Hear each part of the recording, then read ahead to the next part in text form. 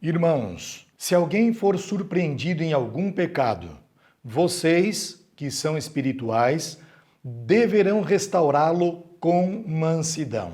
Graça e paz. Com o texto de Gálatas capítulo 6, verso 1, eu quero pensar com você a respeito de algo que tem afetado muitas famílias, que tem feito parte da vida de muitas pessoas: a falta de educação.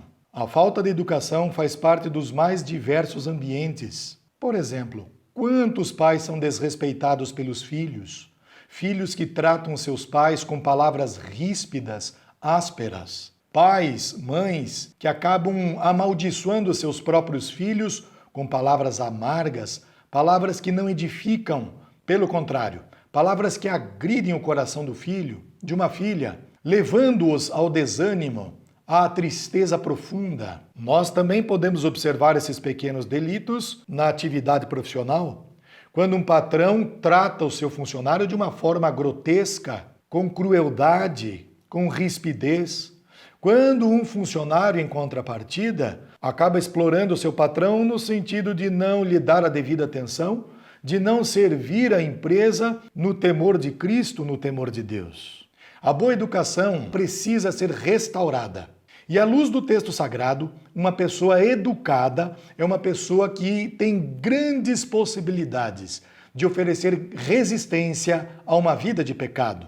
Não significa que toda pessoa bem educada já tenha sido alcançada pela graça de Cristo. Aliás, é possível observar que muitos que se dizem cristãos são extremamente mal educados no seu modo de agir, e muitas pessoas que ainda não foram alcançadas ou que não têm o conhecimento de Jesus são pessoas educadas, de um comportamento refinado, pessoas polidas, pessoas que são brandas na maneira de falar, na maneira de se comportar. Pecado aqui no texto é conceituado como a infração de uma lei, a transgressão de uma regra. Significa cometer um delito. É comum observarmos que estes delitos, estas faltas, em relação à boa educação, elas podem começar com ações aparentemente inofensivas. A boa educação resgata este nosso compromisso que temos de sermos promotores do desenvolvimento de uma sociedade ainda mais justa. A palavra nos diz: nós que somos espirituais, devemos repreender estes faltosos com mansidão. Deve começar por nós o fato de sermos pessoas bem educadas. Maridos que tratam bem suas esposas, esposas que respeitem os seus maridos, mas especialmente nós que somos da família de Cristo, temos que ser o exemplo para as demais pessoas de bondade, de respeito, de cordialidade. O apóstolo Paulo não está se referindo a pessoas que são arrogantes, pelo contrário.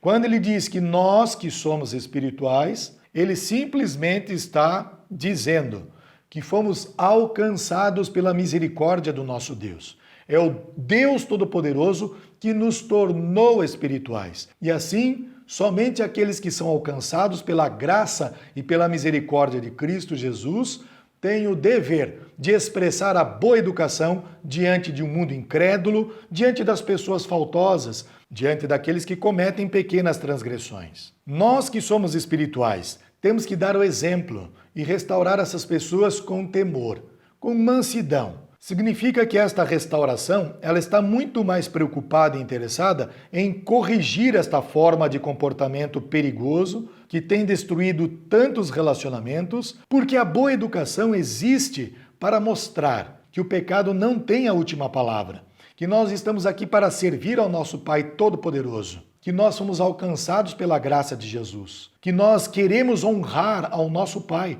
como filhos obedientes. E essa transformação deve ser manifesta através do nosso comportamento. Vamos assumir esse compromisso de renovar a boa educação em nossas vidas, que a partir de nós, famílias sejam transformadas, igrejas sejam restauradas e uma sociedade como um todo possa se libertar deste vício terrível de palavras grotescas, de pessoas indiferentes. Que Deus nos abençoe e nos guarde, para que através da boa educação manifestemos a glória de um Deus que nos alcançou pela sua graça. A Cristo Jesus seja o louvor, a honra e a glória.